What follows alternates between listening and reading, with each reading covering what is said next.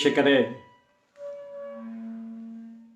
ಸನ್ಮಾನ್ಯ ಪ್ರಧಾನಿ ನರೇಂದ್ರ ಮೋದಿ ಅವರ ಶ್ವೇತಪತ್ರ ಪ್ರಹಾರ, UPAಗೆ ಶ್ವೇತಪತ್ರ ಪ್ರಹಾರ, ಇದು ವಿಜಯವಾಣಿ ವರದಿ ಮಾಡಿದೆ. ಅದನ್ನು ಈಗ ವಾಚನ ಮಾಡ್ತಾ ಇದ್ದೇನೆ. ಹಣಕಾಸು ಒತ್ತಡ, ಭ್ರಷ್ಟಾಚಾರ, ಎರಡಂಕಿಯ ಹಣದುಬ್ಬರ, ಬಿಕ್ಕಟ್ಟಿನಲ್ಲಿದ್ದ ಬ್ಯಾಂಕಿಂಗ್ ವಲಯ, ನೀತಿಗಳ ಅನಿಶ್ಚಿತತೆ ಸೇರಿ ಹಲವು ಅಂಶಗಳು ದೇಶದ ವಾಣಿಜ್ಯ ಕ್ಷೇತ್ರದ ವಾತಾವರಣ ಹಾಳು ಮಾಡಿತ್ತು. UPA ಅವಧಿಯ 10 ವರ್ಷಗಳು ದೇಶದ ವರ್ಚಸ್ಸನ್ನು ಕೆಡಿಸಿತ್ತು. ಆದರೆ ಮನಮೋಹನ್ ಸಿಂಗ್ ಅವರ ಸರ್ಕಾರದ ವೈಫಲ್ಯಗಳನ್ನೇ ಸವಾಲಾಗಿ ಸ್ವೀಕರಿಸಿದ ನರೇಂದ್ರ ಮೋದಿ ನೇತೃತ್ವದ NDA ಸರ್ಕಾರ ಕಳೆದೊಂದು ದಶಕದಲ್ಲಿ ದೇಶವನ್ನು ಸಾಧನೆಯ ಪಥದಲ್ಲಿ ಕೊಂಡೊಯ್ಯುತ್ತಿದೆ ಎಂದು ಸಂಸತ್ತಿನಲ್ಲಿ ಮಂಡಿಸಲಾದ ದೇಶದ ಆರ್ಥಿಕತೆ ಕುರಿತ 59 ಪುಟಗಳ ಶ್ವೇತಪತ್ರದಲ್ಲಿ ಕೇಂದ್ರ ಸರ್ಕಾರ ಹೇಳಿದೆ. ಲೋಕಸಭೆ ಚುನಾವಣೆಯ ಹೊಸ್ತಿಲಲ್ಲಿ ಈಗ ಮಂಡಿಸಲಾದ ಈ ಶ್ವೇತಪತ್ರದಲ್ಲಿ ಕಾಂಗ್ರೆಸ್ ನೇತೃತ್ವದ UPA ಸರ್ಕಾರದ ದುರಾಡಳಿತದ ವೈಫಲ್ಯಗಳನ್ನು ಪಟ್ಟಿ ಮಾಡಲಾಗಿದ್ದು, ಹಾಲಿ ಸರ್ಕಾರ ಭಾರೀ ಸಂಕಷ್ಟದ ಸನ್ನಿವೇಶದ ನಡುವೆಯೂ ದೇಶವನ್ನು ಹೇಗೆ ಅಭಿವೃದ್ಧಿ ಪಥದಲ್ಲಿ ಕೊಂಡೊಯ್ಯುತ್ತಿದೆ ಮೋದಿ ಸರ್ಕಾರ ಎಂಬುದನ್ನು ವಿವರಿಸಲಾಗಿದೆ.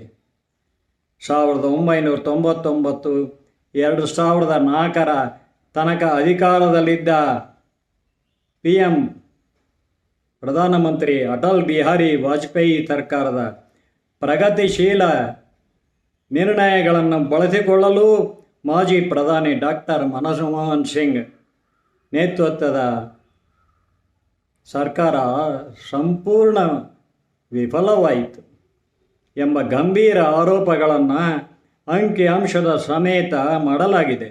2014ರಲ್ಲಿ ಅಧಿಕಾರಕ್ಕೆ ಬರುವ ತನಕ ಜಗತ್ತು ಭಾರತದ ಆರ್ಥಿಕ ಸಾಮರ್ಥ್ಯ ಮತ್ತು ಕ್ರಿಯಾಶೀಲತೆಯ ವಿಶ್ವಾಸವನ್ನೇ ಕಳೆದುಕೊಂಡಿತ್ತು.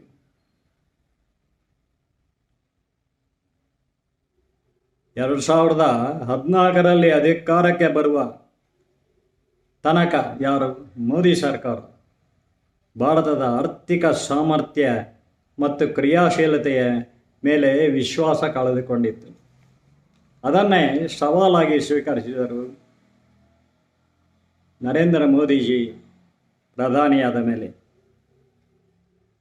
ಹೆಚ್ಚಿದ ಹಗರಣಗಳು, UPA ಅವಧಿಯ ಸಾರ್ವಜನಿಕ ಸಂಪನ್ಮೂಲಗಳ ಪಾರದರ್ಶಕವಲ್ಲದ ಹರಾಜು, ಕಲ್ಲಿದ್ದಲು ಮತ್ತು ಟೆಲಿಕಾಂ ಸ್ಪೆಕ್ಟ್ರಮ್, ಸಮರ್ಥನೀಯವಲ್ಲದ ಬೇಡಿಕೆಯ ಉತ್ತೇಜನ ಮತ್ತು ಕೆಟ್ಟ ಉದ್ದೇಶಿತ ಸಬ್ಸಿಡಿಗಳಂತಹ ಕ್ರಮಗಳಿಂದಲೇ ಗುರುತಿಸಲ್ಪಟ್ಟಿದೆ. ಕಂಟ್ರೋಲರ್ ಮತ್ತು ಆಡಿಟರ್ ಜನರಲ್ CAG ಅಂದಾಜಿನ ಪ್ರಕಾರ 2G ಹಗರಣದಲ್ಲಿ ಕೇಂದ್ರ ಬೊಕ್ಕಸಕ್ಕೆ 1.76 ಲಕ್ಷ ಕೋಟಿ ರು ನಷ್ಟ ಉಂಟಾಯಿತು. ಕಲ್ಲಿದ್ದಲು ಹಗರಣ ಬೊಕ್ಕಸಕ್ಕೆ 1.86 ಲಕ್ಷ ಕೋಟಿ ನಷ್ಟ ಮಾಡಿತು. ಒಟ್ಟಿನಲ್ಲಿ ರಾಜಕೀಯ ಅನಿಶ್ಚಿತತೆಯ ವಾತಾವರಣವಿದ್ದುದರಿಂದ ಭಾರತ ಹೂಡಿಕೆಗೆ ಯೋಗ್ಯವಲ್ಲದ ತಾಣ ಎಂದು ಬಿಂಬಿತವಾಗಿತ್ತು. ಮನಮೋಹನ್ ಸಿಂಗ್ ಅವರ 10 ವರ್ಷಗಳಲ್ಲಿ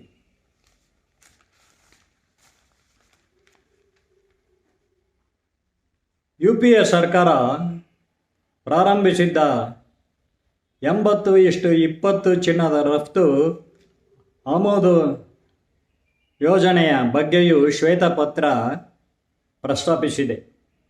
ಇದು ಅಕ್ರಮ ಹಣದ ಲಾಭಗಳನ್ನು ಪಡೆಯಲು ಮತ್ತು ಕೆಲವು ಹಿತಾಸಕ್ತಿಗಳನ್ನು ಪೂರೈಸಲು ಸರ್ಕಾರ ವ್ಯವಸ್ಥೆ ಮತ್ತು ಕಾರ್ಯವಿಧಾನಗಳನ್ನು ಹೇಗೆ ದುರ್ಬಲಗೊಳಿಸಲಾಯಿತು ಎಂಬುದನ್ನು ತೋರಿಸುತ್ತದೆ.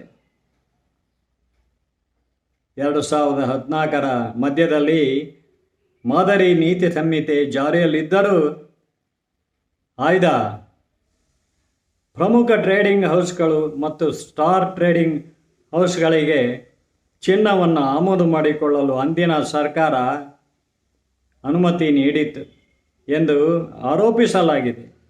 UPA ಅವಧಿಯಲ್ಲಿ ಸಮರ್ಥ ನಿರ್ಧಾರದ ಕೊರತೆಗಳೇ ತುಂಬಿಕೊಂಡಿತ್ತು. NDA ಸರ್ಕಾರ ತಂದಿದ್ದ ಸುಧಾರಣೆ ಬಳಸಿಕೊಂಡು ಭರವಸೆ ನೀಡಿದ ನಿರ್ಣಾಯಕ ಸುಧಾರಣೆಗಳನ್ನು ಪೂರೈಸುವಲ್ಲಿ ವಿಫಲವಾಯಿತು ಎಂದು ಶ್ವೇತಪತ್ರ ಹೇಳಿದೆ. ಮೋದಿಜಿಯವರದು ಸಾರ್ವಜನಿಕ ವೆಚ್ಚವನ್ನು ಅಲ್ಪಾವಧಿಯ ಜನಪ್ರಿಯ ಕಾರ್ಯಕ್ರಮಗಳ ಕಡೆ ಹೂಡಲಾಯಿತು. ಸಾರ್ವಜನಿಕ ವೆಚ್ಚವನ್ನು ಅಲ್ಪಾವಧಿಯ ಜನಪ್ರಿಯ ಕಾರ್ಯಕ್ರಮಗಳ ಕಡೆ ಹೂಡಲಾಯಿತು. ಬಂಡವಾಳ ವೆಚ್ಚವನ್ನು ಅಂದಿನ 10 ವರ್ಷಗಳಲ್ಲಿ ಕಡೆಗಣಿಸಲಾಯಿತು. ಇದರಿಂದಾಗಿ ಆರ್ಥಿಕವಾಗಿ ದೀರ್ಘಾವಧಿಯ ಅಡೆತಡೆಗಳು ಸೃಷ್ಟಿಯಾಗಿ ಬೆಳವಣಿಗೆಯ ಸಾಮರ್ಥ್ಯದ ಮೇಲೆ ಪರಿಣಾಮ ಬೀರಿತು. ಬ್ಯಾಂಕಿಂಗ್ UPA ಸರ್ಕಾರದಿಂದ ಬ್ಯಾಂಕಿಂಗ್ ಬಿಕ್ಕಟ್ಟು ತೀವ್ರಗೊಂಡಿತ್ತು. ಸಾರ್ವಜನಿಕ ವಲಯದ ಬ್ಯಾಂಕ್ಗಳಲ್ಲಿ ಒಟ್ಟು ಅನುತ್ಪಾದಕ ಆಸ್ತಿಗಳ ಅನುಪಾತವು 2013ರ ಸೆಪ್ಟೆಂಬರ್ನಲ್ಲಿ 12.3ಕ್ಕೆ ಏರಿತ್ತು. 2004ರ NDA ಸರ್ಕಾರದ ಅಂತ್ಯದ ವೇಳೆಗೆ ಈ ಅನುಪಾತ 7.3ರಷ್ಟಿತ್ತು. ಸಾರ್ವಜನಿಕ ವಲಯ ಬ್ಯಾಂಕ್ಗಳ ಮುಂಗಡ ಸಾಲ 2004ರ ಮಾರ್ಚ್ನಲ್ಲಿ ಕೇವಲ 6.6 ಲಕ್ಷ ಕೋಟಿಗಳಷ್ಟಿತ್ತು. ನಂತರ 2012ರ ಮಾರ್ಚ್ನಲ್ಲಿ 39 ಲಕ್ಷ ಕೋಟಿಗೆ ಏರಿತು ಎಂದು ಶ್ವೇತಪತ್ರ ಹೇಳಿದೆ. ರಿಸರ್ವ್ ಬ್ಯಾಂಕ್ ಆಫ್ ಇಂಡಿಯಾದ ಮಾಜಿ ಗವರ್ನರ್ ರಘುರಾಮ್ ರಾಜನ್ ಸಮಿತಿಗೆ ನೀಡಿದ ಲಿಖಿತ ಪತ್ರಿಕೆಯೊಂದನ್ನು ಉಲ್ಲೇಖಿಸಿ ಹೆಚ್ಚಿನ ಸಂಖ್ಯೆಯ ಕೆಟ್ಟ ಸಾಲಗಳು 2006-2008ರ ಅವಧಿಯಲ್ಲಿ ಹುಟ್ಟಿಕೊಂಡಿತು ಎಂದು ಹೇಳಲಾಗಿದೆ. UPA ಅವಧಿಯಲ್ಲಿ ಬಾಹ್ಯ ವಾಣಿಜ್ಯ ಸಾಲಗಳ ಮೇಲಿನ ಅತಿಯಾದ ಅವಲಂಬನೆ ಭಾರತದ ದುರ್ಬಲತೆಯನ್ನು ಹೆಚ್ಚಿಸಿತು. ಆದರೆ NDA ಅವಧಿಯಲ್ಲಿ ಇದು ಕೇವಲ 4.5% ವಾರ್ಷಿಕ ದರದಲ್ಲಿ ಬೆಳೆದಿದೆ. UPA ಸರ್ಕಾರವು ಬಾಹ್ಯ ಮತ್ತು ಸ್ಥೂಲ ಆರ್ಥಿಕ ಸ್ಥಿರತೆ ರಾಜಿ ಮಾಡಿಕೊಂಡಿತ್ತು ಮತ್ತು ಕರೆನ್ಸಿ ಮೌಲ್ಯ 2013ರಲ್ಲಿ ಕುಸಿಯಿತು. 2011-2013ರ ನಡುವೆ ಅಮೆರಿಕನ್ ಡಾಲರ್ಗೆ ವಿರುದ್ಧವಾಗಿ ಗರಿಷ್ಠ ಮಟ್ಟದಿಂದ ಕೆಳಕ್ಕೆ ಭಾರತೀಯ ರೂಪಾಯಿ 36% ಕುಸಿಯಿತು ಎಂದು ದೂರಲಾಗಿದೆ. ಇದು ನಿಷ್ಪಕ್ಷಪಾತವಾದ ವರದಿಯಾಗಿದೆ. ವರದಿಯಂತೆಯೇ ಹೇಳಿದ್ದಾರೆ ವಿಜಯವಾಣಿಯಲ್ಲಿ. ಭಾರತದ ಪ್ರಜೆಗಳೆಲ್ಲರಿಗೂ ಗೊತ್ತಿರುವ ಹಾಗೆ 10 ವರ್ಷ ಕಾಲ ರಿಮೋಟ್ ಕಂಟ್ರೋಲ್ಡ್ ನಲ್ಲಿದ್ದ ಮನಮೋಹನ್ ಸಿಂಗ್ ಅವರ ಸರ್ಕಾರದ ಅವಧಿಯಲ್ಲಿ ಆದ ಹಗರಣಗಳ ಬಗ್ಗೆ ಶ್ವೇತಪತ್ರ ಪ್ರಹಾರ ಮಾಡಿದೆ UPA ಮೇಲೆ. ಈಗ ನಾವು ಹಿರಿಯನಾಗಿ ಬಾಲಕನಾಗಿ ನೋಡಿದ ಒಂದು ಸಂಗತಿಯ ಬಗ್ಗೆ ನಿಮಗೆ ಹೇಳಲು ಬೇಕೆನಿಸಿದೆ, ಹೇಳ್ತಾ ಇದ್ದೇನೆ. ನನ್ನ ಬಾಲ್ಯ ಎಲ್ಲ ಕಳೆದದ್ದು ಭದ್ರಾವತಿಯಲ್ಲಿ. ಸುಮಾರು 12 ವರ್ಷದ ಹುಡುಗ ಇರ್ಬೋದು ನಾನು. ಆಗ ಆ ಸಮಯದಲ್ಲಿ ನಮ್ಮ ತಂದೆ ನನ್ನನ್ನು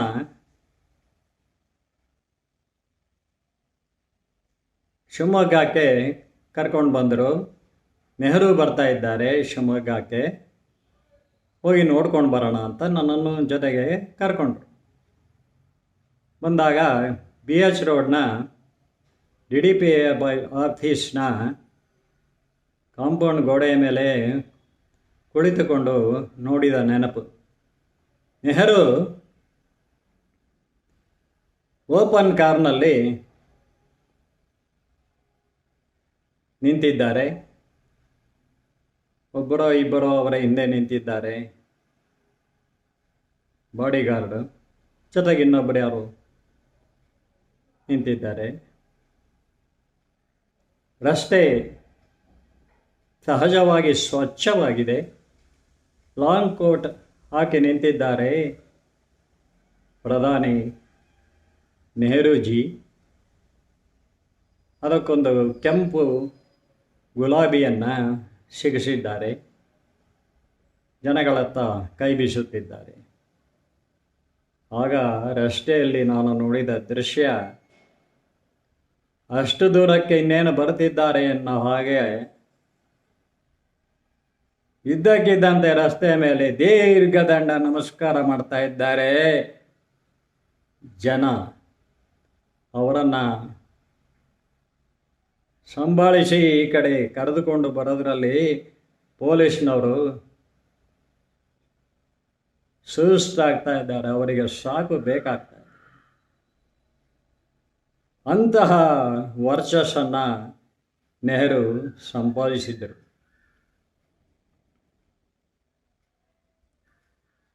ಆ ಕಾಲದಲ್ಲಿ ನೆಹರು ನಂತರ ಯಾರು ಎಂಬ ಪ್ರಶ್ನೆ ಒಂದು ಬೃಹತ್ ಪ್ರಶ್ನೆಯಾಗಿ ಕಾಡುತ್ತಿತ್ತು ಭಾರತದ ದೇಶದ ಜನತೆಗೆ. ಈಗ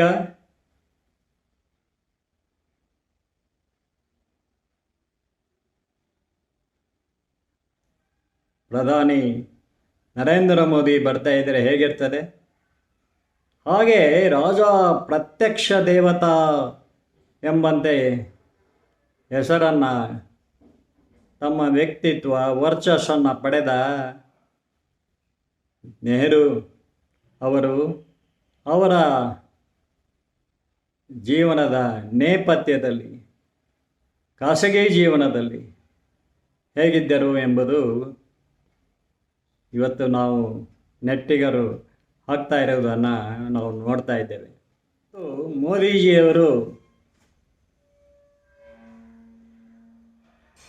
ಬುಲೆಟ್ ಪ್ರೂಫ್ ಕಾರಲ್ಲಿ ಬರ್ತಾರೆ. ಜನಗಳ ಬಾಗಿಲು ತೆಗೆದು ಅರ್ಧ ನಿಂತುಕೊಂಡು ಕೈ ಆಡಿಸ್ತಾರೆ.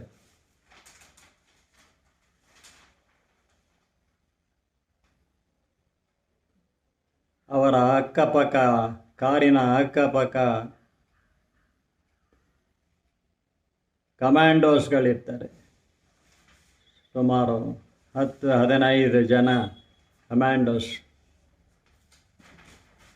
ಮೋದಿಜಿ ಎಂಥ ವರ್ಚಸ್ಸನ್ನು ಸಂಪಾದಿಸಿದ್ದಾರೆ ಎಂದರೆ, ವಿಶ್ವನಾಯಕರ ಮೊದಲ ಸಾಲಿನಲ್ಲಿ ನಿಲ್ತಾರೆ. ಮನಮೋಹನ್ ಸಿಂಗ್ ಈ 2ನೇ ಸಾಲಿನಲ್ಲಿ ನಿಲ್ತಾ ಇದ್ದರು. ನೆಹರೂಜಿ ಕೂಡ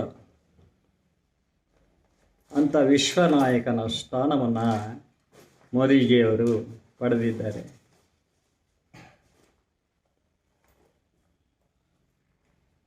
ಈಗ ನೀವೇ ಯೋಚಿಸಿ, ಮೋದಿಜಿಯವರು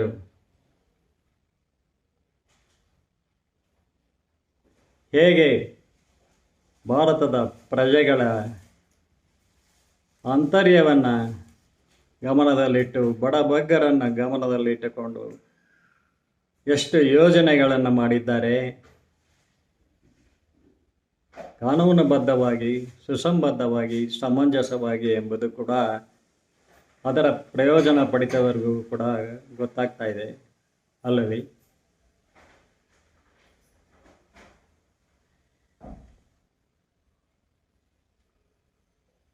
ಈಗ ಹೇಗಿದೆ ಅಂದರೆ, ಆ ಕಾಲದಲ್ಲಿ ನೆಹರು ನಂತರ ಯಾರು ಎಂಬ ಪ್ರಶ್ನೆ ಬಹಳವಾಗಿ ಕಾಡುತ್ತಿತ್ತು. ಈಗ ಅದಕ್ಕಿಂತ ಹೆಚ್ಚಾಗಿ ಮೋದಿ ನಂತರ ಯಾರು? ಇನ್ನೊಂದು ಅವರಿಗೆ ಮೋದಿ ಬಂದ ಮೇಲೆ ಅವರು ಅಷ್ಟೇ ಅಧಿಕಾರವನ್ನು ಸ್ವೀಕಾರ ಮಾಡುವಾಗ ಭಯದಿಂದ ಸ್ವೀಕಾರ ಮಾಡಬೇಕಂತೆ, ತ್ಯಜಿಸುವಾಗ ಅಷ್ಟೇ ಗೌರವದಿಂದ ತ್ಯಜಿಸಬೇಕಂತೆ. ಮೋದಿಜಿ ಅಷ್ಟೇ ಗೌರವದಿಂದ ಅಧಿಕಾರವನ್ನು ತ್ಯಜಿಸಿದರೆ ಅವರ ನಂತರ ಯಾರು ಎಂಬ ಪ್ರಶ್ನೆ ಬೃಹತ್ತಾಗಿ ಕಾಡುತ್ತದೆ. ಆಚಾರವಿಲ್ಲದ ನಾಲಿಗೆ, ಆಚಾರವಿಲ್ಲದ ನಾಲಿಗೆ, ನಿನ್ನ ನೀಚ ಬುದ್ಧಿಯ ಬಿಡು ನಾಲಿಗೆ, ವಿಚಾರವಿಲ್ಲದೆ ಧರ್ಮ ನಿರತರ ದೂಷಿಸುವೆ ಏಕೆ ನಾಲಿಗೆ. ಪತಿತ ಪಾವನ ನಮ್ಮ ದೇಶದ ನೇತಾರ ಜನಕರಾಜನಂತಹ ಮೋದಿಜಿಯ ರುಜುತ್ವದ ನುಡಿಕಂಡ್ಯ ನಾಲಿಗೆ.